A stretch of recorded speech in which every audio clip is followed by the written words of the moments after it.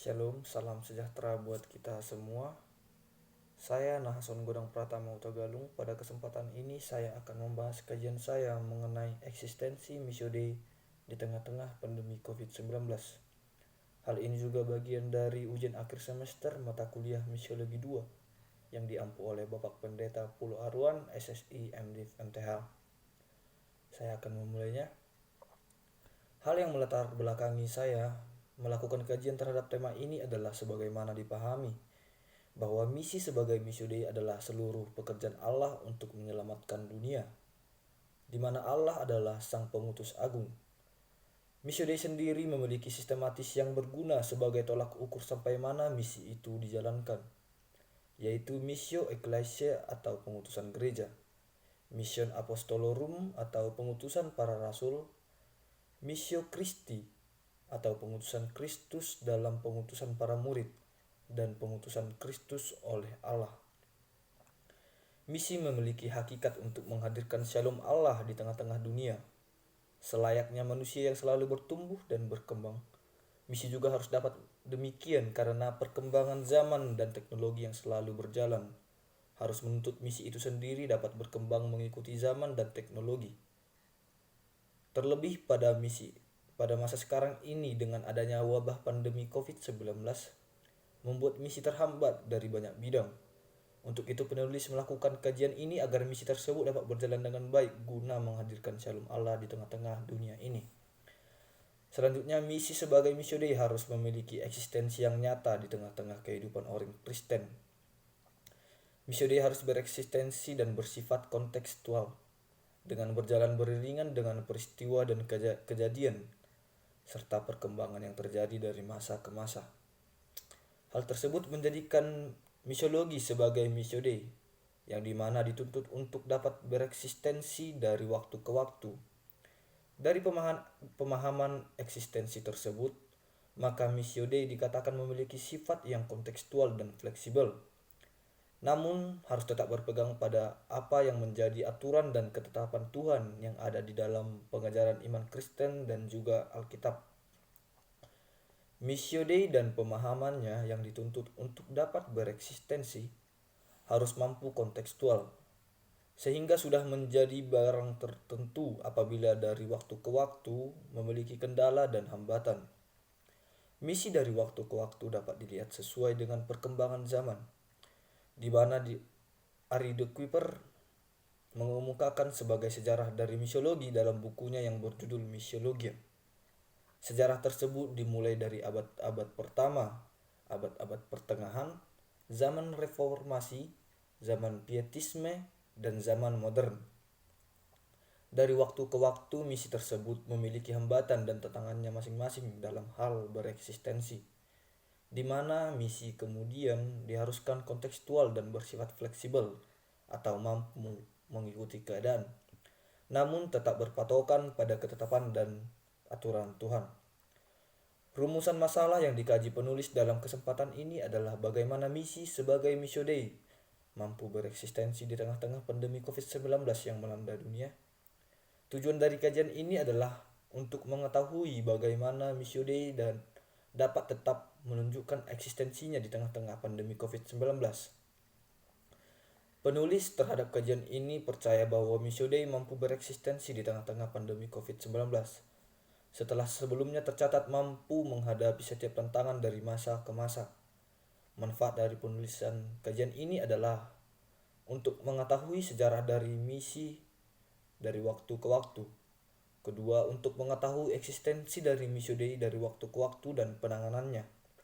Ketiga, untuk mengetahui eksistensi Missio Dei di tengah-tengah pandemi yang melanda dunia pada masa kini yaitu COVID-19. Adapun metodologi yang dilakukan penulis melakukan kajian ini adalah dengan menggunakan metode deskriptif, di mana metode deskriptif dipakai untuk menggambarkan secara lekat bagaimana Missio Dei menjadi sebuah ketetapan yang harus dijalankan dalam hidup sebagai orang Kristen.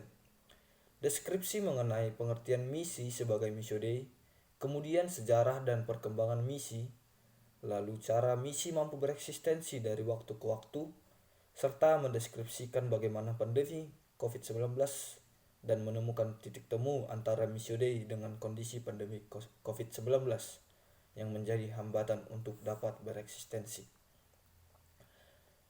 Misi sebagai Missio Dei seringkali dihubungkan dengan gereja yang diutus Allah untuk melakukan misi di tengah-tengah dunia.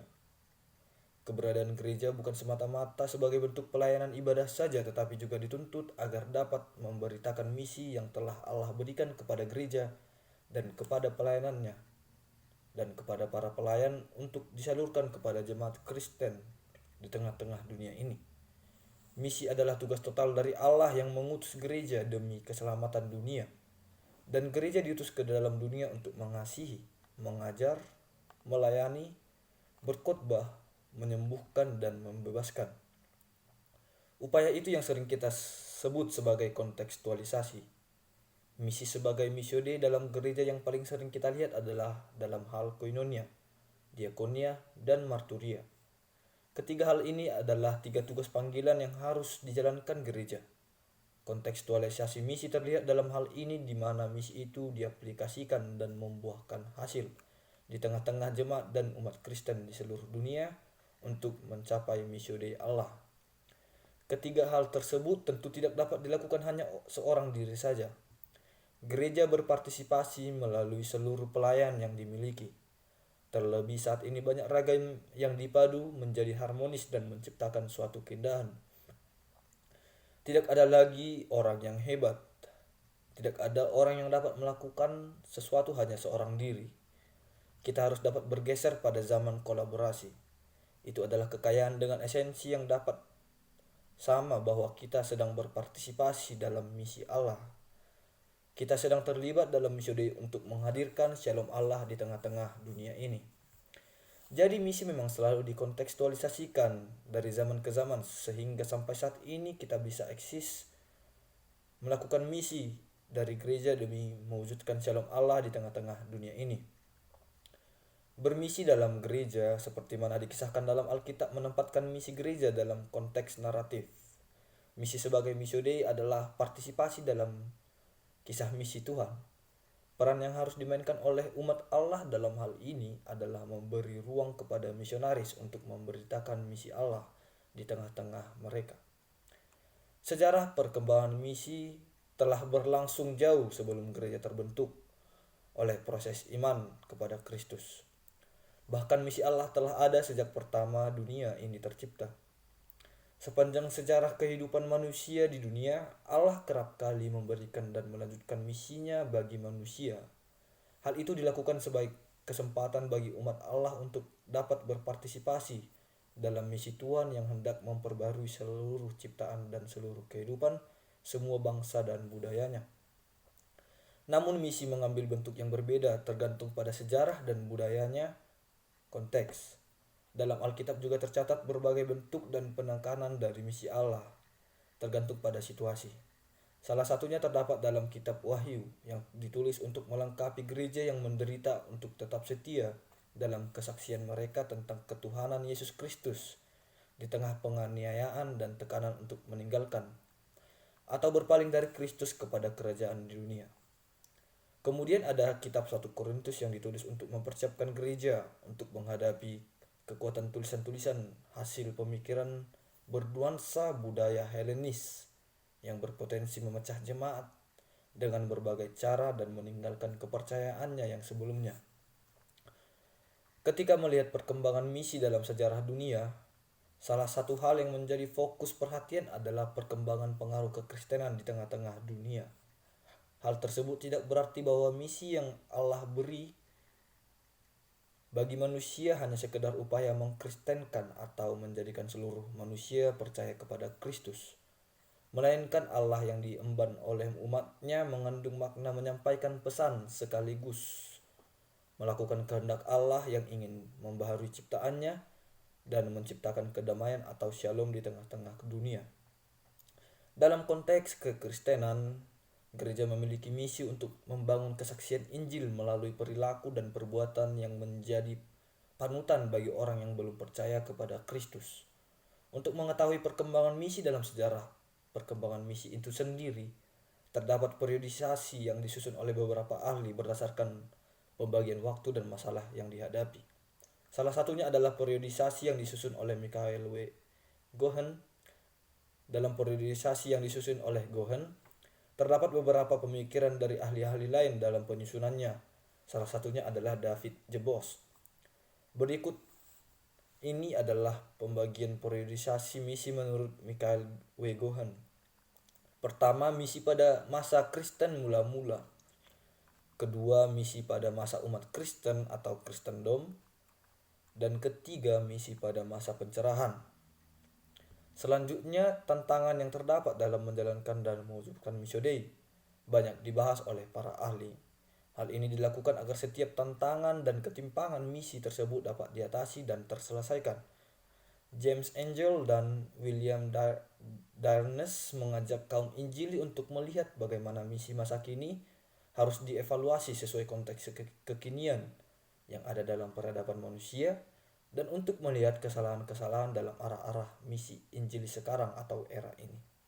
Kita melihat salah satu dari dua tugas dalam Great Commission yang menurutnya adalah: pertama, dichotomy between evangelism and social transformation, dan yang kedua, evangelism, a void of disciplines.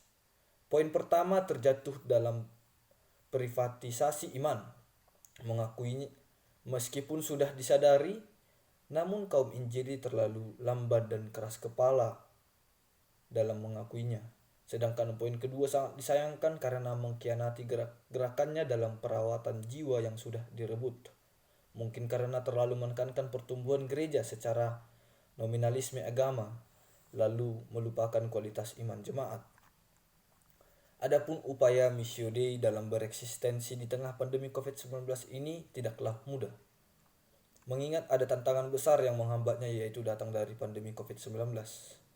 Lausanne Covenant dapat dikatakan sebagai dasar gerakan misi Injili modern mengenai pekabaran Injil sedunia. Apa yang kelak dikenal sebagai gerakan Lausanne memasukkan dua kata yang saling terkait, namun terbedakan antara evangelization dan evangelism, dan selalu dipergunakan secara timpang tindih dengan arti yang sama. Tokoh Injili John Stott yang membidangi kelahiran perjanjian Lausanne dan sering dipakai sebagai referensi Injili sekarang pernah mengatakan, misi adalah istilah yang komprehensif, meliputi segala sesuatu yang perlu dilakukan oleh umat Allah di dalam dunia ini. Oleh karena itu, istilah itu mengandung penginjilan dan tanggung jawab sosial di dalam evangelisasi dunia, seperti yang tertera dalam perjanjian Lausanne, gerakan Injili. Studi misiologi Injili sekarang melihat kesetaraan evangelization dengan misi dunia sekarang, sedangkan evangelisasi adalah bagian inti dari evangelization Injili. Walau kata evangelism dan evangelization mempunyai akar kata Yunani yang sama, yaitu evangelion, namun dalam pemakaian gerakan Lausanne terbentuknya juga tidak terpisahkan. Seperti yang sudah ditegaskan di atas, pengertian word evangelization Lausanne jika diteruskan pemikirannya terkait dengan word mission yang oleh beberapa orang menunjukkan secara spesifik pada cross cultural mission dapat membantu Missio Dei dalam pandemi COVID-19 ini. Beberapa model misi Kristus di tengah-tengah pandemi COVID-19 ini adalah eklesiologi kristosentris. Secara etimologi, eklesiologi kristosentris merupakan gabungan dari dua kata, yaitu eklesiologi dan kristosentris, di mana dalam hal ini jemaat dan logos yang berarti ilmu firman sementara kristosentris berasal dari kata Kristo dan center. Maka dengan kata lain, eklesiologi kristosentris adalah ilmu yang mempelajari mengenai kehidupan pertumbuhan gereja dan jemaat yang berpusat pada ajaran Kristus. Reiser berpendapat bahwa misi gereja bukanlah untuk melakukan kristenisasi dunia, melainkan mengubahnya. Untuk itu, tugas utama gereja adalah melanjutkan proses rekonstruksi komunitas-komunitas manusia yang lestari sebagai pluralisme religius, ketidakadilan ekonomi, dan keterancaman ekologis global dan dapat dipahami dan dihadapi. Yesus Kristus adalah pernyataan penuh dari karakter Allah dan tujuan Allah untuk segenap dunia ini. Dalam masa pandemi COVID-19 ini, fungsi gereja semakin berperan baik di tengah-tengah dunia ini. Terlebih di masa pandemi saat ini, sudah hampir banyak gereja yang hampir tutup, tetap mengerjakan tugas dan fungsinya dalam memberitakan Injil juga kebenaran firman Tuhan. Misi yang terlaksana di masa COVID terlaksana melalui virtual, di mana pada saat ini sudah banyak gereja-gereja yang melakukan ibadah melalui media sosial, seperti ibadah live streaming YouTube, dan ada juga melalui Facebook, Instagram, dan lainnya. Misi pada masa pandemi COVID-19 adalah melakukan penyebaran Injil melalui media online. Pelayanan dalam menyebarkan kebenaran firman Tuhan adalah melalui firman Tuhan yang disampaikan oleh pendeta atau pengkhotbah melalui live streaming yang dilakukan gereja. Hal itu dilakukan demi menjaga agar jemaat ibadah di rumah dan tidak berkumpul dan melakukan social distancing yang membuat batas jemaat untuk berkumpul sehingga pelaksanaan ibadah hampir di seluruh gereja ditiadakan. Walaupun pandemi COVID-19 sedang melanda misi tetap terlaksana walaupun cara pelaksananya memang berbeda dari biasanya. Hal tersebut adalah beberapa model misi yang berkaitan untuk membantu misi gereja di tengah-tengah pandemi COVID-19. Adapun yang menjadi kesimpulan yang penulis lakukan dalam kajian ini adalah gereja sebagai salah satu pelaksana Missio Dei, di mana misi gereja bukanlah untuk melakukan kristenisasi dunia, melainkan mengubahnya. Maka untuk itu, menurut penulis, peran penting untuk tetap mempertahankan eksistensi Missio Dei di tengah-tengah pandemi COVID-19 adalah dengan menyelamati terlebih dahulu permasalahan yang tengah dialami oleh jemaat sebagai objek dari misi itu sendiri. Demikianlah pembahasan yang dapat saya sampaikan mengenai eksistensi Missio Dei di tengah-tengah pandemi COVID-19 ini. Marilah kita lancarkan misi di tengah-tengah dunia ini sebagaimana karena kita juga bagian dari gereja. Terima kasih. Shalom.